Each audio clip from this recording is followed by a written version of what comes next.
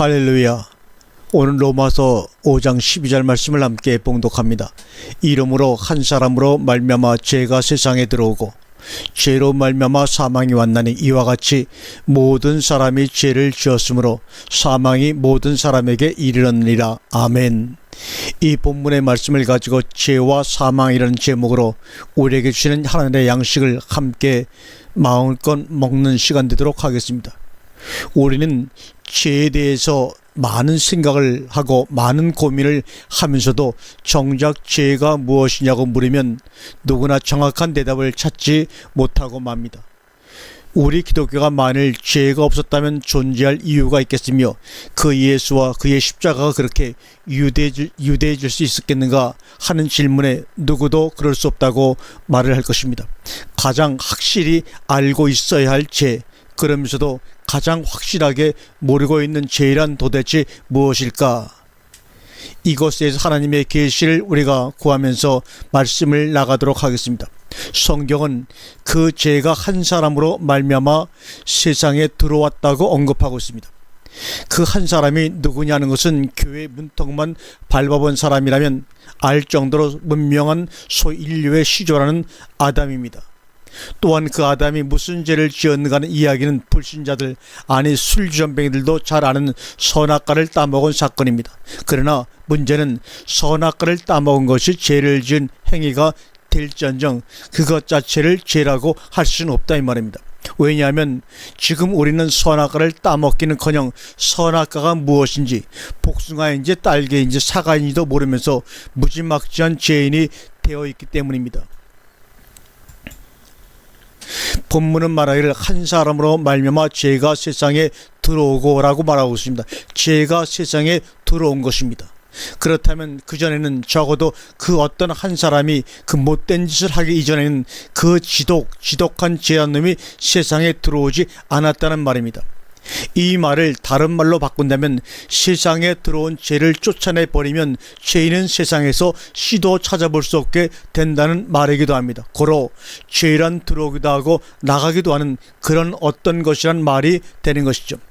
또한 죄가 세상에 들어왔다고 했는데 죄가 들어온 세상이란 도대체 무엇인가 하는 점입니다. 반면에 여기서 말하는 세상을 우리 상식적 개념의 세상으로 본다면 적어도 죄란 밖에 있는 것이지 사람 속에 있는 것은 아닐 것입니다. 그렇다면 내 속에 아닌 나 밖에 세상에 돌아다니는 죄를 적당히 피해 다니든지 이사하면 죄인이 아니기 때문에 예수를 믿을 것도 없고 십자가 목걸이를 하고 다닐 필요도 없을 것이다, 이런 얘기도 됩니다. 그러나 오늘 본문은 분명히 말씀하기를 모든 사람이 죄를 지었음이라고 딱 잘라 말하고 있습니다. 모든 사람이 죄를 지었다고 결론을 내려놓고 말씀을 합니다. 이 말은 죄가 사람들 안에 들어있다는 말입니다. 세상이란 말은 우리가 말하는 코스모스를 얘기하는 것이 아니라 세상 사람들을 말하는 것이요, 죄는 한 사람을 통해서 모든 사람들 속에 이미 들어와 있어서 그 모든 사람이 죄인으로서 죄인의 직기를 하고 있다는 말입니다. 원래 살기 전 삼천리 금수강산 대한민국 안에는 에이즈라는 고약한 병이 없었습니다. 그런데 어떤 나쁜 사람 하나가 밖에서 그 고약한 에이즈를 묻혀서 와 퍼뜨리기 시작한 것입니다. 그렇게도 조심하고 또 조심하는데도 해가 거듭할수록 환자 수가 늘어나고 확산이 되고 있다고 합니다. 한 사람으로 말미암아 에이즈가 들어오고 그 에이즈로 말미암아 사망이 왔으면 그 에이즈가 퍼져서 모든 사람이 에이즈에 걸림으로 사망이 모든 사람에게 이르렀느니라 꼴이 되어버리고 만 것입니다. 에이즈에 걸린 사람이면 죽는다는 것은 기정사실이고 다만 사람마다 죽는 시간만 다를 뿐입니다. 이것은 절망이요 또한 멸망입니다. 한 사람으로 말미암아 에이즈가 들어온 것처럼 한 사람으로 말미암아 죄가 들어왔습니다. 그런데 그 에이즈가 죽음을 기필히 가져오는 것처럼 그 죄가 기필고 사망을 우리에게 가져옵니다. 처음 에이즈를 묻혀온 사람은 죽음을 가지고 들어온 것이 아닙니다. 다만 어찌하다가 에이즈에 걸려 들어온 것뿐입니다. 처음 한 사람도 사망을 가져온 것은 아닙니다. 다만 한 사람의 그 짓 때문에 죄가 들어왔을 뿐입니다. 그런데 그 에이즈가 가져오는 것이 무엇인가는 알 게 없습니다. 다만 우리는 죄를 짓는 것이 무엇인가를 알 뿐입니다. 다른 것들은 다 앞으로 기어가고 날아가고 헤엄쳐가는데 바다 개만은 옆으로 기어갑니다. 바다 개는 앞으로 간다고 하는 것이 옆으로 깁니다. 옆으로 긴다는 것을 알겠는데 왜 옆으로 기게 되었는가는 알 길이 없습니다. 모든 사람이 죄를 지었으므로 우리는 왜 죄를 지을 수밖에 없고 죄란 무엇인가 알지 못한 이유가 무엇인가? 여러분 정말로 진정 궁금하지 않습니까? 그것은 바닷개가 왜 옆으로 기며 그러면서도 옆으로 긴다고 손가락질한 이유, 즉 앞으로 간다고 하는데도 왜 옆으로 간다고 비웃는 이유를 모르는 것과 같은 이치입니다. 우리가 죄에 대해서 한번 알아봅시다. 도대체 이대로는 안 된다 그 말입니다. 이대로 당하고만 살 수는 없지 않는가? 누가 한국 땅에 애지를 옮겼는가를 찾아서 그를 지어박든지 손해배상 청구를 하든지 아니면 물어뜯어 죽여야 해야 하가 풀릴 듯 합니다. 한 사람으로 말미암아 죄가 세상에 들어오고 도대체 그 한 사람이 무슨 짓을 했다는 말입니까? 그 사실을 알려면 우리가 창세기 3장으로 가보아야 할 것입니다. 거기서 무슨 일이 일어났는가? 첫째, 뱀과 여자가 대면하게 된 것입니다. 둘째, 여자가 그 실과를 따먹었다는 것입니다. 셋째, 여자가 그 남편에게도 그 실과를 주어 먹었다는 것입니다. 이 과정 속에서 어느 부분이 죄가 세상에 들어온 계기가 된 것인가? 어느 부분일 것 같습니까? 첫째입니까? 둘째입니까? 아니면 셋째입니까?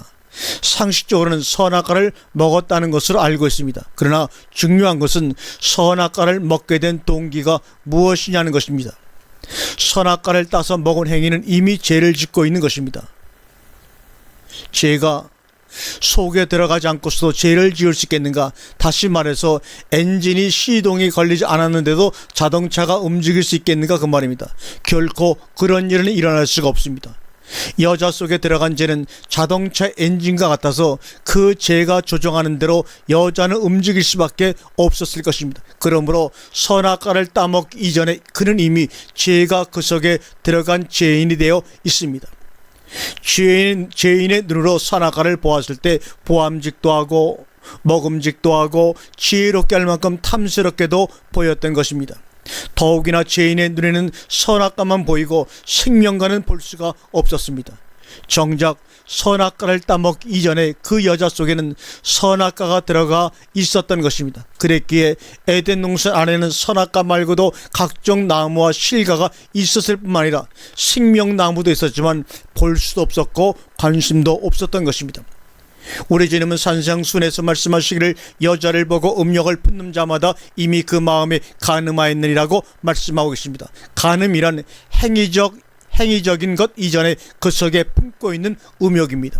다만 그것이 밖으로 표출되느냐 안에 그냥 잠재하고 있느냐 하는 차이점뿐입니다. 여자가 선악과를 따서 먹은 행위는 그 속에 잠재하고 있었던 죄의 외적인 표출일 뿐입니다. 중요한 것은 그가 선악과를 먹은 것은 특별히 맛이 있기 때문이 아니요 배가 고파서 아니라는 것입니다. 어떤 동기가 주어졌기 때문입니다. 성범죄가 발생하는 것은 어떤 동기부여가 되었기 때문인 것처럼 어떤 동기인가? 뱀은 여자에게 말합니다. 결코 너는 죽지 않으리라. 그것을 먹는 날에는 너희 눈이 밝아져 하나님같이 되어 선악을 알 줄을 하나님이 아시기 때문이다. 이 말 가운데 어떤 말이 결정적인 동기부여를 하게 된 말입니까? 눈이 밝아진다. 그들은 이미 눈을 뜨고 보고 있습니다. 그러므로 그들의 눈이 밝아진다는 말이 무슨 뜻인지 또는 무슨 필요성이 있는 것인지 잘 모르기 때문에 별 관심이 없습니다. 그러면 선악을 안다는 것인가? 그들은 선악이 무엇이며 선악을 안다는 것이 무슨 의미가 있는가에 대해서도 별 관심이 없습니다.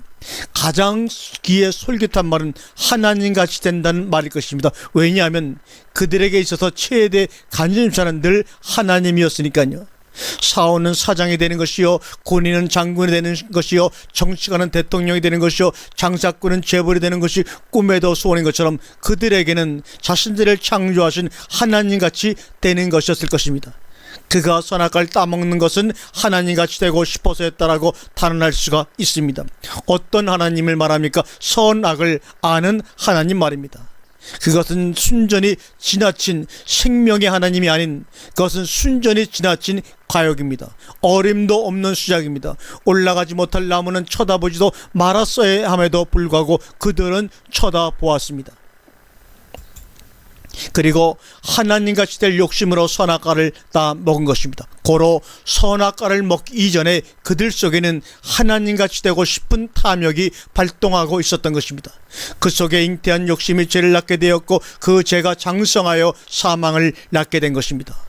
뱀의 말은 욕심의 씨가 되어 그 마음속에 심겨졌고, 그것이 죄가 되어 그 남편에게 전염되었으며 그 결과가 사망이 된 것입니다. 아멘.